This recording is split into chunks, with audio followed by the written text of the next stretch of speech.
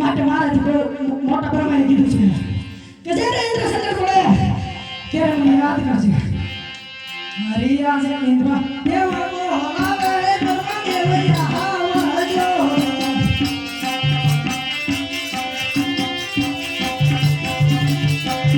એ આવજો ઇન્દ્રપુરી બોલાવે આવજો. ઇન્દ્રપુરી બોલાવે દેવ બોલાવે બ્રહ્મા દેવયા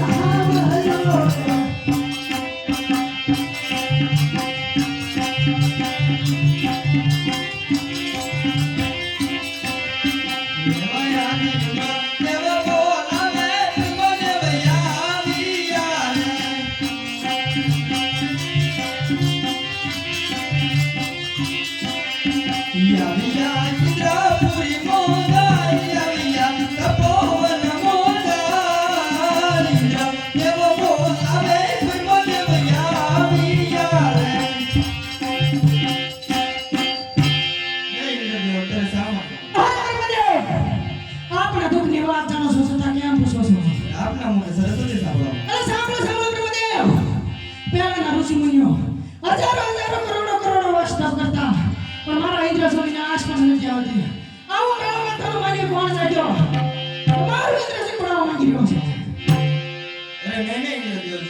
ઇન્દ્રપુરી ડોલે એમ મારી બ્રહ્માપુરી ડોલે. હું આમાં કાંઈ જાણતો નથી. મારાથી મોટા વિષ્ણુદેવ છે, એને કીધું જ્યારે સંકટ પડે ત્યારે મને યાદ કરજે. એવા યાદ બ્રહ્મા દેવ બોલાવે વિષ્ણુદેવ આવજો રે.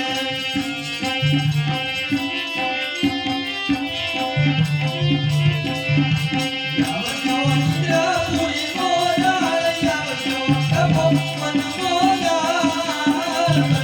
દેવ બોલાવે વિષ્ણુદેવ આવજો રે.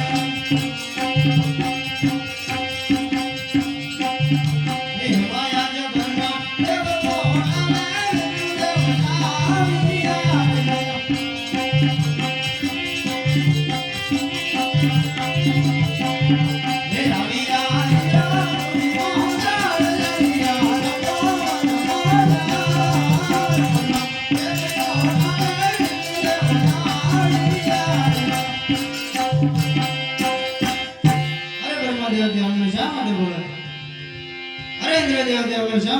અરે વિષ્ણુદેવ, આપના દુઃખની વાત જાણો છો છતાં કેમ પૂછો છો?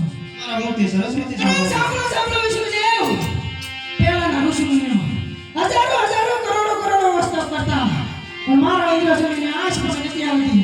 અને આવો કાળો માથાનો માનીને કોણ જાગ્યો કે મારો ઇન્દ્ર થવા માંગી રહ્યો છે?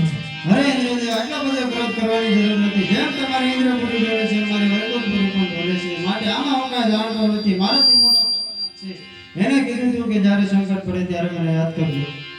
એવા યાદ વિષ્ણુ દેવ બોલાવે ભોળાનાથ આવજો રે.